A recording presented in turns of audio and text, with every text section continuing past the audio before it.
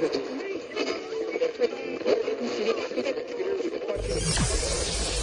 ready for unique, rare, and little-known treasures from the golden age of radio. You're listening to The Amazing World of Radio with Adam Graham.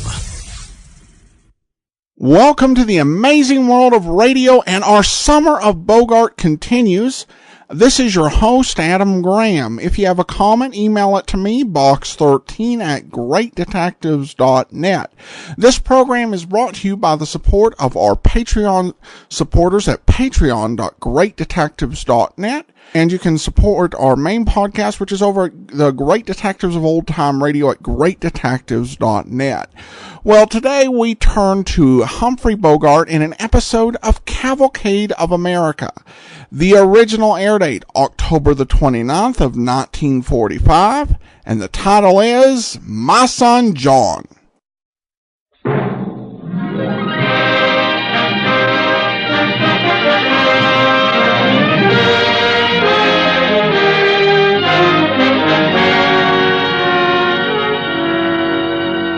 Starring Humphrey Borgart in My Son John on the Cavalcade of America, sponsored by the DuPont Company, maker of better things for better living through chemistry. But first, here is Gain Whitman. What's the value of that car of yours? Until you can buy a new car, it's almost priceless. So why not take steps now to protect your car against the freezing weather ahead? Have your dealer clean out the cooling system with DuPont Cooling System Cleanser and prevent radiator leaks with DuPont Cooling System Sealer. Then add a dependable DuPont antifreeze, Xerex, War Emergency Zerone, or 5-Star. Each gives you double protection against freezing and against rust, and Xerex is non-evaporating. All of these car protection products are examples of DuPont better things for better living through chemistry. Saturday was the proudest of all Navy days in the hearts and minds of the American people. And tonight, the Navy holds the Cavalcade spotlight as we tell a story of one of her ships and crew. The ship is an underseas raider, the submarine USS Seawolf. And of her crew, one of the most important men is Buck Quaid, chief radio man. The DuPont Company presents My Son John, starring Humphrey Borgart as Buck Quaid, on the Cavalcade of America.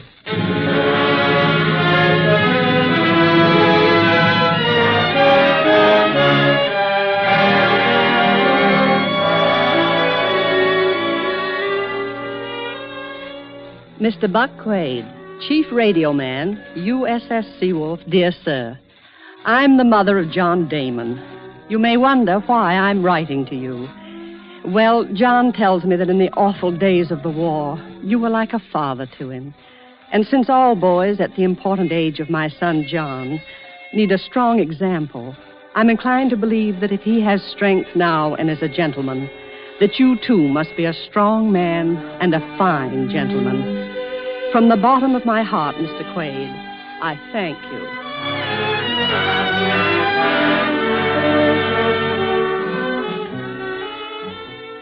This is Albert Damon. Dear Madam, thanks for the compliment. I don't know about the gentleman part, but I still got strength enough to carry my own sea bag. Your son John is indeed a fine boy. I'll explain to you how he came to be a kind of a son to me during the war. Our submarine had just entered a certain Australian harbor, and we were ready for liberty. All ashore that's going ashore. Here, come on, Dirk. Right with you, fellas.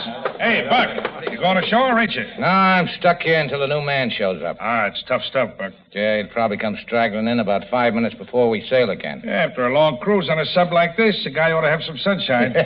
You mean the kind that comes in bottles, don't you? Yeah, that's important. And so is exercise. You remember that fight in San Diego? Do I? After we took on those Marines, they said I even looked better. Yeah, that bump on your nose gives you character. No kidding, Buck. If you don't get the tank up, you're going to be in bad shape. Wait a minute, stow it. Here comes a message. What's it say? Let's see, the first word is congratulations. Well, we deserve it. Did we just get 4 Jap ships in one day? Now, this message is about some woman. Woman? Woo-hoo. That interests me already. What's it say?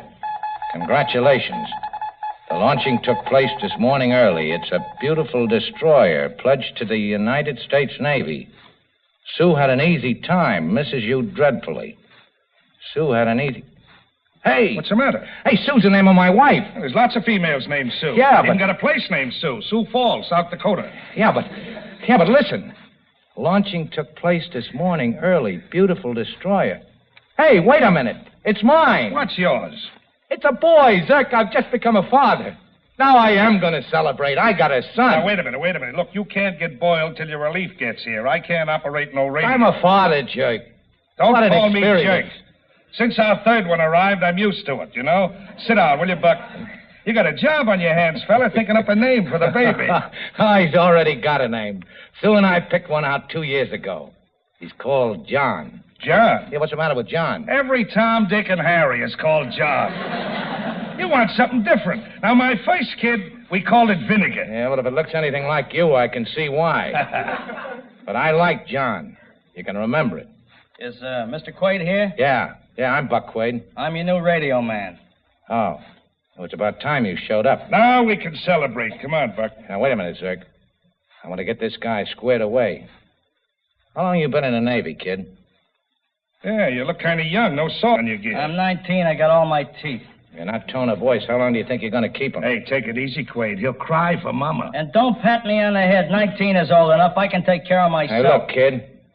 Dry your ears and button your lip if you want to get along in this man's Navy. Easy, Buck. We all had to be 19 If once. there's anything I can't stand, it's a lippy kid. Listen, you. I suppose you've been lingering along the way, having yourself a time while I've been doing double duty. See your orders. My, orders? Yes, your orders. Assigning you to this floating sewer pipe. I lost him, sir. Oh, you lost him, sir. Well, now, ain't that cute? Now, what's the skipper going to say about that? Oh, but I memorized him. Oh, you memorized him.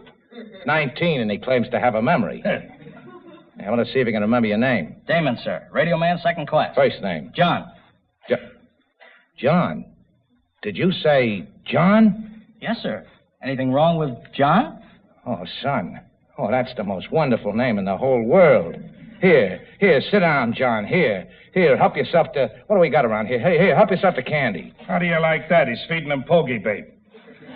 What's the matter? You going Asiatic or something? Come on, Buck. Let's see what we can do to Australia. No. You go ahead, Zirk. I'll see you later. Where'll we meet? I'll just take a look for a gutter with a saloon in back of it. I'll find you. I thought you was hot to have some fun. Oh, sorry, Zirk. John here is a new man. He's my responsibility. When I've showed him around, I'll join you and the boys. Okay. I'll see you later. Becoming a father sure makes a change in some people. If you want to go, sir. No, I'll go when I get ready. Sit down, son.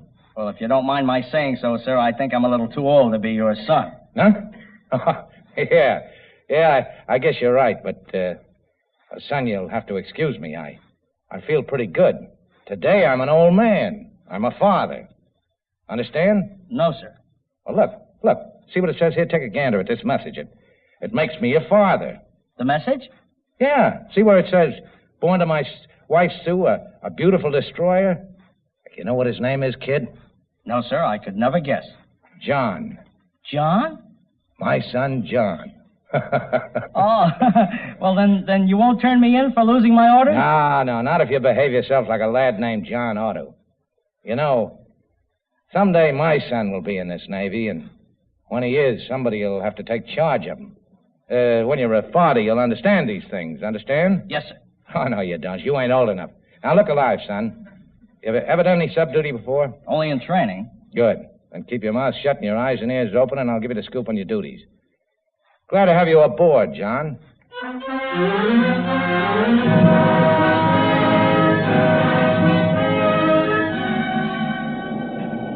Sound. Have you got anything? Nothing, Captain. Not having much luck this trip? No, sir, not much luck. You mean anybody has luck on a submarine? Sure, kid. Why not? We always did before. Cramped quarters, short rations, no sunshine. Oh, now, listen, you got the submarine service all wrong. It's good duty. Extra pay. We don't fight storms. While surface craft are being tossed like bottles with everybody seasick, we submerge and wait out the weather. I get a kick out of battle actions on the surface with big guns roaring, the planes zooming towards you, and the ack knocking them down like clay pigeons. You ain't been through all that. Well, not exactly, but once in a movie. A movie? Oh, so you want excitement. Now, look, we ain't been lucky enough to run into enemy craft so far on this cruise, but when we do, hold your hat, son. Nah, pig boat duty isn't for me. Hit and run instead of standing up and slugging it out. Nothing to be proud of. Oh, no? Hey, listen, kid. Sometime during off hours, such as now, you should ask the skipper to give you a peek at the logbook of the Seawolf. Up until this trip, we had plenty to be proud of. To the Japs, we've been a one-sub flotilla. Yeah? Yeah. We was winning the war single-handed, practically. Don't ever underestimate the Seawolf, son. Even if our luck has gone back on us. Uh-oh. Got something? Yeah. Listen. Check it. Enemy ship? Yeah. Captain, You got something, Count Sound? enemy ships are using sound equipment. Looking for us, huh? Is it close? Yeah, it's getting closer. Their sound man is pretty accurate. Very well. Up periscope. What's the matter, kid? Nervous? No. Well, then stop shaking. It's a Jap destroyer. A Jap destroyer. Well, that'll be good, Mr. Quaid. If we get it. We always got 'em before. Yeah, but that was before our luck changed. She's a Jap, all right. Big destroyer. Nagasaki class. Battle stations. Gee, I hope we get this one. This one we gotta get. Or they'll get us. Torpedo room. Make ready. Tubes forward. You still nervous, kid? No, I'm not nervous. Just a little excited. Oh, so you find our duty exciting. Open outer doors. Forward tubes ready, Captain. Outer doors open. Stand by. Fire one. I'd like to listen, Mr. Quaid. Take that other headset.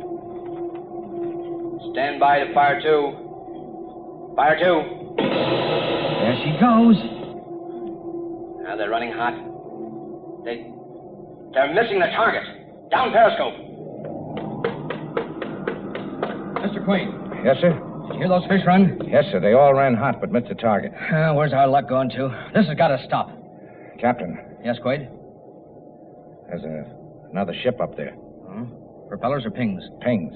I think they're on the starboard side. More than one, huh? Yes, sir. I hear two of them. Mercer, take her down fast.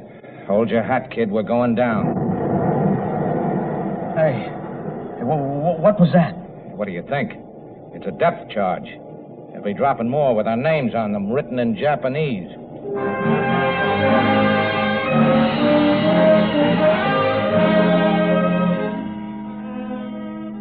Hey, you know, fellas, I can't understand it. We was the luckiest sub in Pacific waters. Now what gives? You know what, fellas? I think we're jinxed. Jinxed? Hey, you might have something there. That's right. We got a stranger on board. That's always bad luck. Well, who's the stranger? The kid.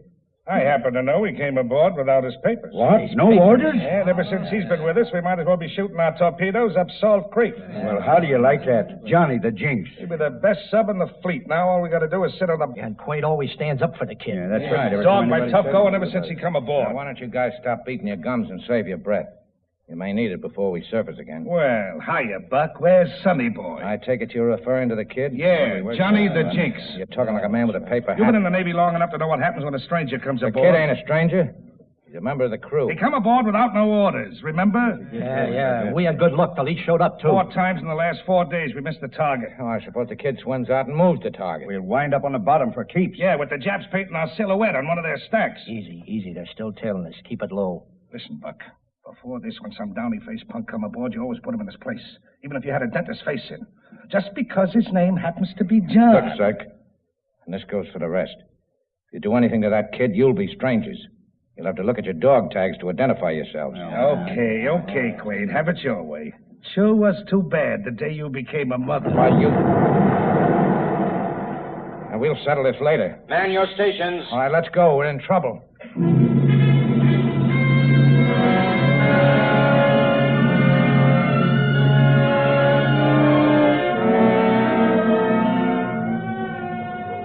Why don't you try and get some sleep, sir? We don't need sleep. We need luck. Attention, men. It's the skipper. Men, we've been lying on the bottom for hours.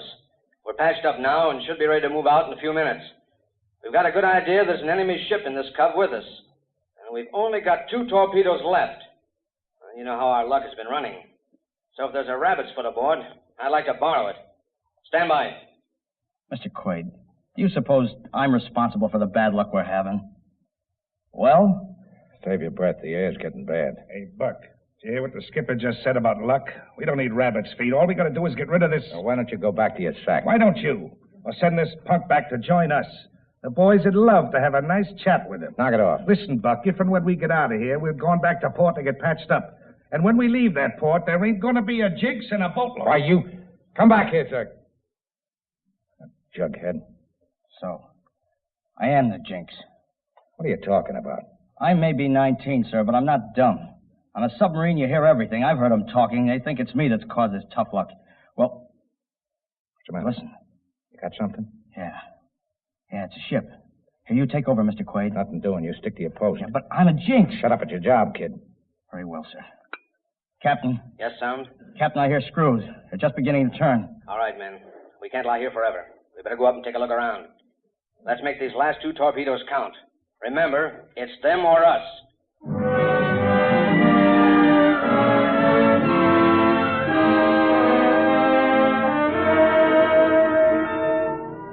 You're listening to Humphrey Bogart as Chief Radio Man Buck Quaid and my son John on the Cavalcade of America, sponsored by the DuPont Company, maker of better things for better living through chemistry.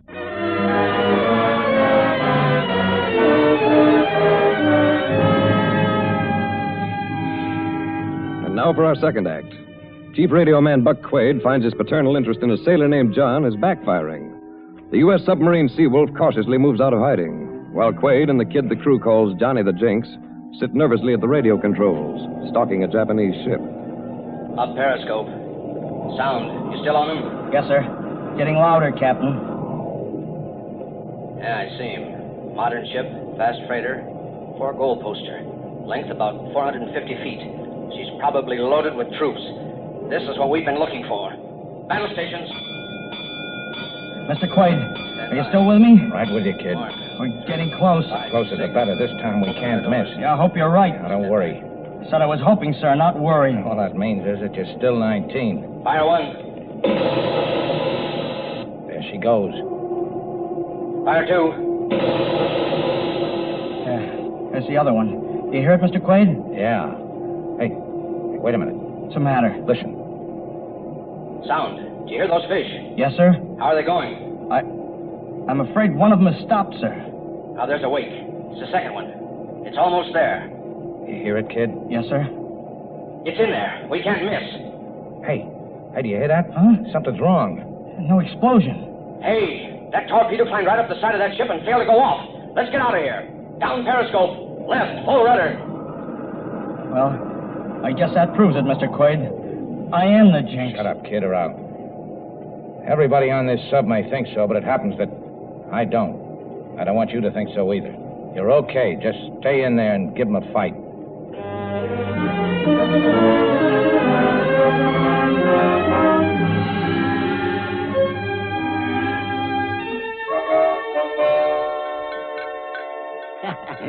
You know, Buck, I never forget a fighting face. The last time you hit Australia, it cost me £10 sterling to clean up after you left. Broken glass, broken lights. It's a wonder I'm still in business. You're still in business because I settled with you, Alvy. You only made about 50% on the deal, too. No hard feelings, Buck. Only this time, take it easy, will you? You know, with the war on, I just can't replace the equipment. What are you going to have, The Buck? best you got. We're drinking a toast to my son. Wait, you become a family man? Well, good for you. Hey, kid, what are you doing here? I got an appointment. You got here pretty fast. Must be kind of thirsty, eh? I don't drink. That's a good boy. Well, then what are you doing here? Say, hey, listen, son, you aren't looking for trouble, are you? Not here, please. I'm in here to do like you said. I'll give him a fight, Zerk, and a whole bunch of them. Now, wait a minute. You got me wrong when I said fight. I didn't mean for you to battle it out. I've tackled like this guy's before. Don't pay off. Well spoken, Buck. I'll let him come. I'm not afraid. That sounds a little like movie talk to me, grade Z. What do you mean? Well, I've seen a lot of fights, kid, but it was only in the movies I ever saw one guy clean up a whole gang of sailors. I made the box office give me back my dough. I'll take a chance. If you think I'm going back to sea without an assistant radio man, you got another guest coming. Well, maybe you won't. Maybe the ship will be short-handed somewhere else. You seem pretty sure of yourself. You can't change my mind. I'm not your son. Okay. If you were my son, there's only one thing I could do, and it hurts me more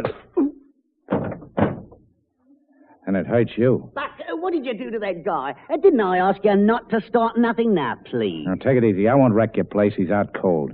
Here, just help me get his arm around my shoulder. That's it. Now, come on, son. We're going for a nice, long walk.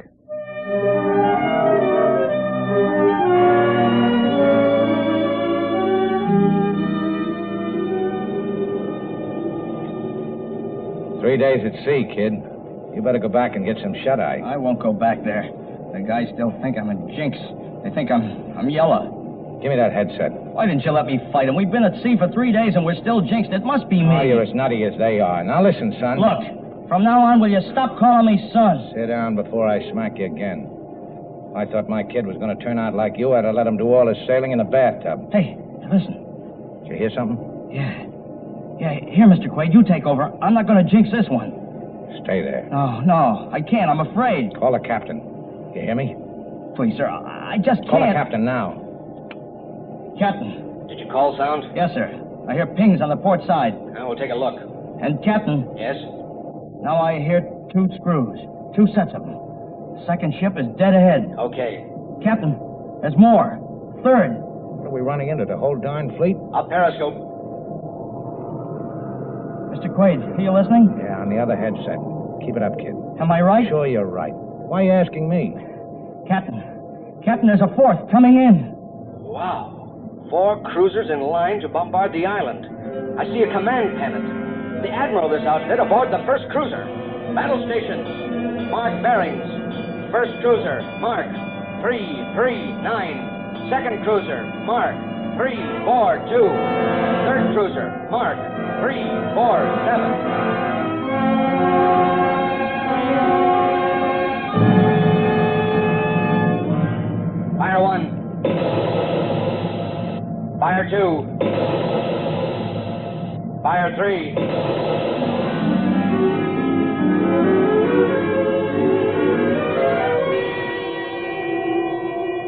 Sound. Can you hear those torpedoes? Yes, sir. They're running hot. Follow them. You don't need to follow that one, kid. It got there. And again. Number 3. Set him up in the other alley. Did you hear that sound? Yes, sir. The first one is sinking fast. I think it's the admiral. There goes number 2. Here goes number 3. All right. Keep your ear on them all the way down. Listen, kid. There's number 3. Listen to the death rattle of a ship. You hear that? Huh? That's her ammunition exploding. The cold water has reached her boilers. Do you hear them blow up? There. That's the screws stopping. Listen to the rest of it. That's the ship's pipes breaking up. That's her plates buckling. Oh, you can almost see them twisting off.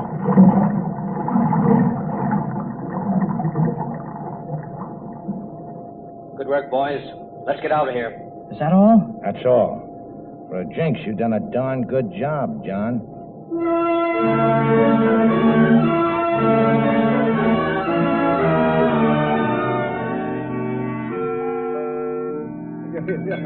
Right. Here they come, Quaid and that jinx of ours, right into the saloon. Shall we give them the works? Give them the works. Well, come in, gentlemen, come in. No trouble now, boys, please. All right, you guys, we're here, so how's it going to be? A fair match, one at a time, or are you figuring on a free-for-all? I'll call the shore patrol. Shore patrol! All right, son, speak your piece. Well, I don't care whether you guys want to call me a jinx or not. That's up to you. But if there's anybody here thinks I'm yellow, speak up. You know what I think of you. All right, Zerk. I'm not afraid of you either. Listen, you knuckleheads. The lad who points the way to the killing of 3 Jap cruisers is the kind of a jinx we ought to carry all the time. But if you guys want trouble, Johnny and I are ready for you. We'll settle it right now. Hey, now, wait a minute. This ain't fair. You guys have got us outnumbered. 2 to 8. All right, knock it off. I'll have you laugh down on the other side of your chops. Hey, look, Buck, it's a gag, all in fun. Joke, Joke. This is just a little party to wash away the jinx. Look, Johnny, will you shake? Huh? You mean... Come on, shake. I'll go ahead and shake, son. They mean it. Of course we mean it. 3 cruises in 1 day, that's a record. You're one of us, kid. Shake, mate. Oh, gee whiz. Well, thanks a lot, fellas. Hey, Alfie, Alfie. Yeah, okay. Come on here. Come here. Set 'em up all around with a double jigger of soda pop for Johnny. Soda pop? Sure. We'll have a toast to Johnny and to that little destroyer back home in the States.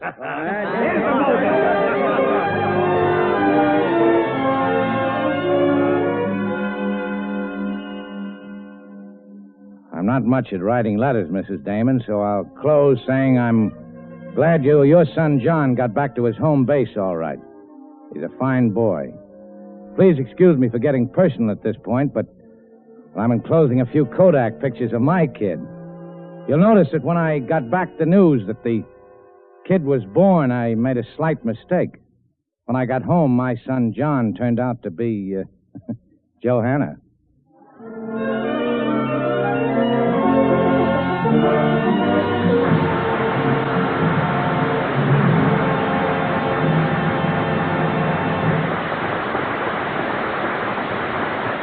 Our star, Humphrey Borgart, will return to our Cavalcade microphones in a moment. Now, here is Gaines Whitman. Somebody found it on the beach, just above the high water mark where a breaker had tossed it. It was a candy bar that had floated ashore, a Ration D candy bar supplied to American troops. Nobody will ever know just how it got there, whether it was lost when a ship went down or happened to fall overboard. Nobody knows just how long it was in the water either, perhaps months, perhaps a year. But that candy bar has an honored place in a collection of outstanding performance records of DuPont materials in the war. For the inner wrapping of the box that contained it is of DuPont cellophane. And after its long exposure to salt water and sunshine, the candy is still good. Until the last day of the war, most of the cellophane the DuPont company could make was needed by the Army and Navy. The protection job done by cellophane during the war was measured in square miles of shimmering, tough film. Food, metal parts, guns, and 1,000 other things were protected either by cellophane alone or by cellophane laminated with papers and other materials. On a huge scale, the war was a demonstration that for many protection jobs, nothing was so well suited as this sparkling, transparent film. Now, so rapidly is reconversion moving ahead, cellophane is already back again on many peacetime products. More and more cigarettes are again being kept fresh in cellophane-covered packages. Baked goods, too. Delicious as when they came out of the oven, thanks to this thin, clear, moisture-proof film that keeps them fresh. Not to mention the many other products you used to buy in cellophane before the war. Cellophane has come a long way in the last 25 years. As DuPont technical and manufacturing skill has brought the prices lower and lower, this has encouraged more and more manufacturers to package their products in it. Getting along without cellophane during the war demonstrated to many people how thoroughly they had come to rely on it. For cellophane is the wrapping material which shows what it protects. Today and in the future, whether they are buying tomatoes or nylon stockings, candy or cigars, more and more people will buy products that smile a friendly greeting through transparent, protective cellophane, one of the DuPont Company's better things for better living through chemistry. And now, here is tonight's star, Humphrey Bogart.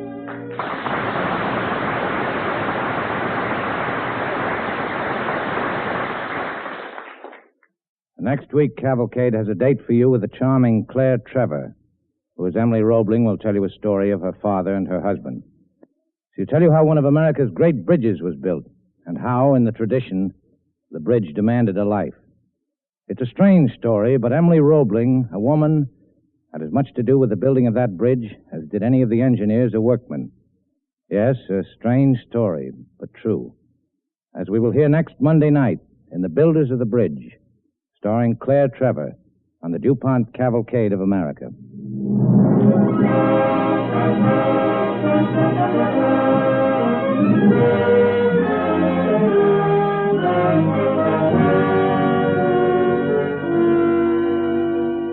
Humphrey Bogart has recently completed the Warner Brothers production, The Big Sleep. Alan Reed played the part of Zirk, and Jerry Hausner was Johnny. The music for tonight's DuPont Cavalcade was composed and conducted by Robert Armbruster. Our Cavalcade play was written by Philip Lewis and was based on the book USS Seawolf by Gerald Frank and James T. Horan with J.M. Eckberg. This is Tom Collins inviting you to listen next week to Claire Trevor in The Builders of the Bridge on the Cavalcade of America, brought to you by the DuPont Company of Wilmington, Delaware. This is the National Broadcasting Company. This is the National Broadcasting Company.